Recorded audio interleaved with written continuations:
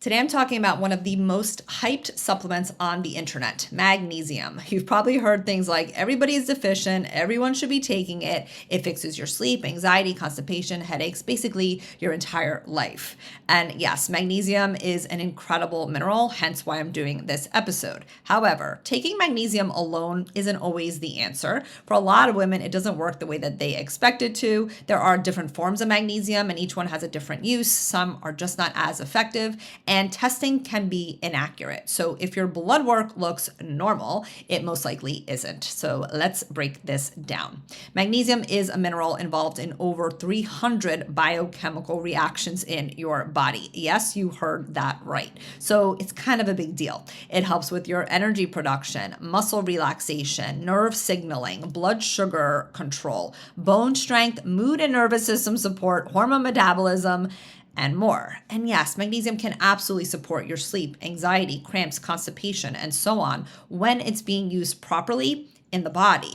Research even shows that low magnesium is linked with insulin resistance, migraines, hypertension, mood issues, and even heart palpitations.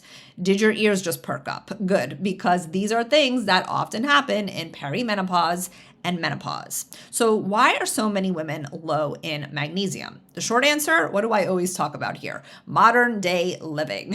Stress. Stress is a big one. Whether it's chronic long-term stress or a new stressor like divorce, job loss, a death in the family, maybe you've experienced an illness or surgery, magnesium will get used up. Then there's highly processed diets. Ultra-processed foods are calorie dense, but mineral poor. And even whole foods today have lower magnesium than decades ago due to soil depletion. And then there's medications, things like acid blockers, some blood pressure medications, diuretics, and even birth control can lower magnesium.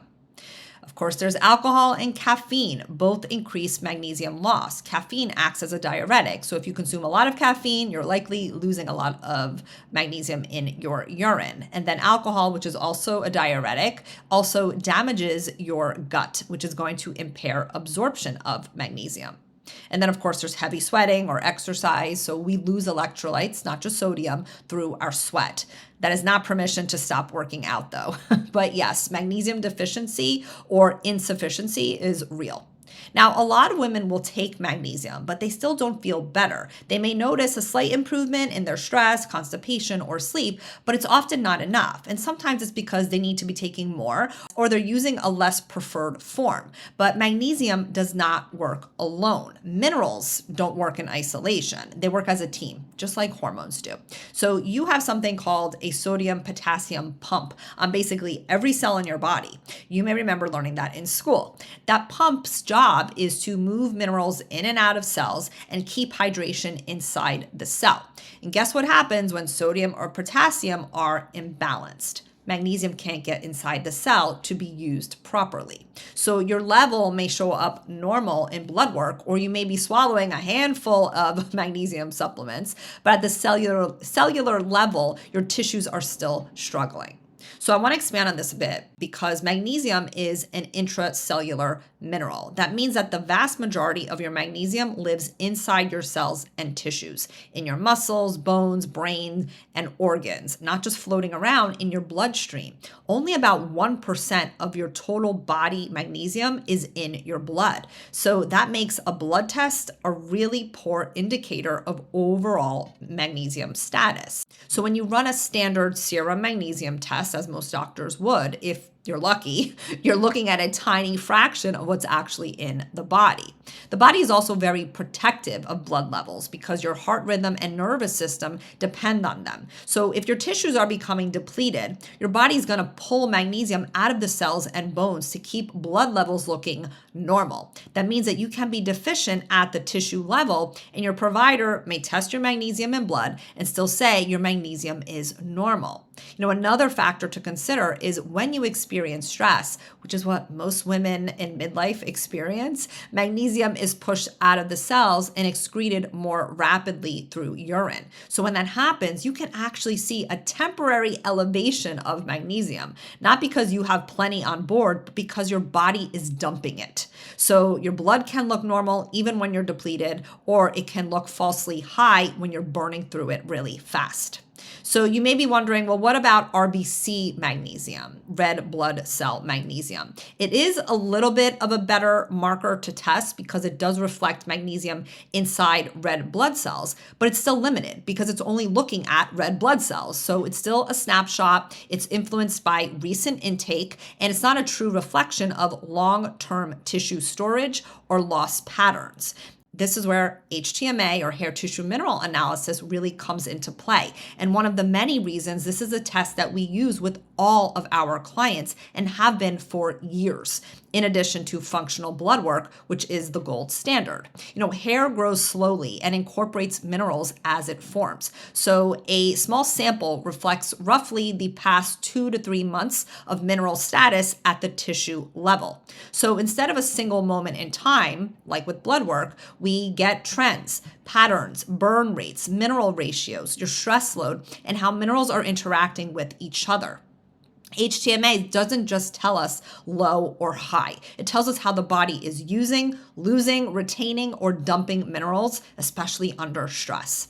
That's why we don't rely on blood work alone for mineral assessment. Blood is still important, do not get me wrong, especially for hormones, lipids, glucose, thyroid markers, iron, B12, vitamin D, and so on. But for magnesium, potassium, sodium, and other minerals and electrolytes, HTMA gives us a comprehensive, more accurate overview.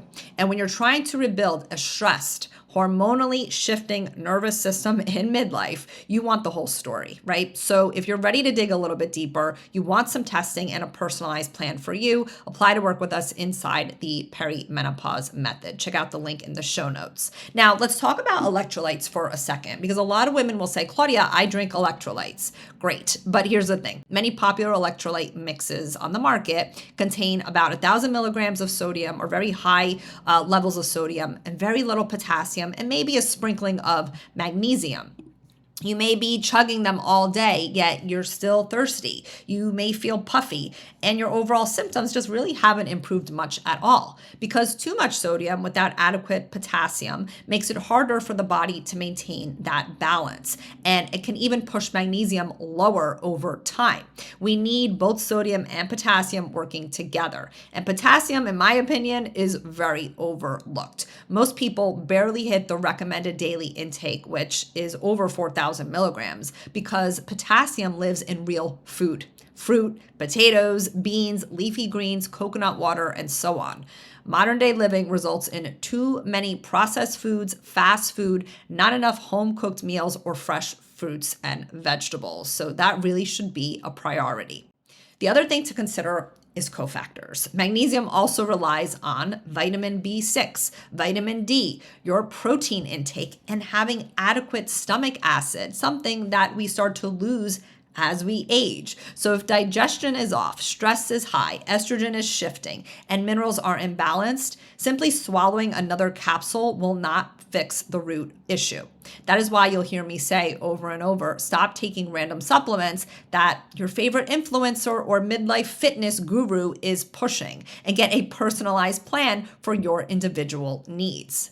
So, should you take magnesium? You're probably still wondering. Look, for many women, yes, it can be incredibly supportive, but the forms do matter. These are the ones that I typically recommend depending on the case. Magnesium glycinate, that's one of the most popular ones. It is calming. It is great for sleep and anxiety, as it promotes GABA production. That is really important in our perimenopause and menopausal years. Then there's magnesium threonate. That's known for its unique ability to cross the blood-brain barrier. So it can help enhance your cognitive function, like memory, learning, and focus. And then there's magnesium malate. That can help with energy if you're dealing with a lot of fatigue or any muscle pain or cramping. But most on the market use magnesium citrate or oxide, which are not great for absorption, but they will certainly make you poop. So a lot of women will take those if they're dealing with constipation. And that's fine short term, but you're not getting the full benefits if you're just pooping it out. And you're not addressing why you're not pooping. I always ask the question, if a woman is not pooping every day, why, right? There's more to the story. You probably need to address your minerals, your hormones, and your thyroid. So a quick recap. Magnesium is essential and most women don't get enough. Stress, medications, processed foods, and sweating deplete it. Magnesium doesn't work alone. You need other minerals as well.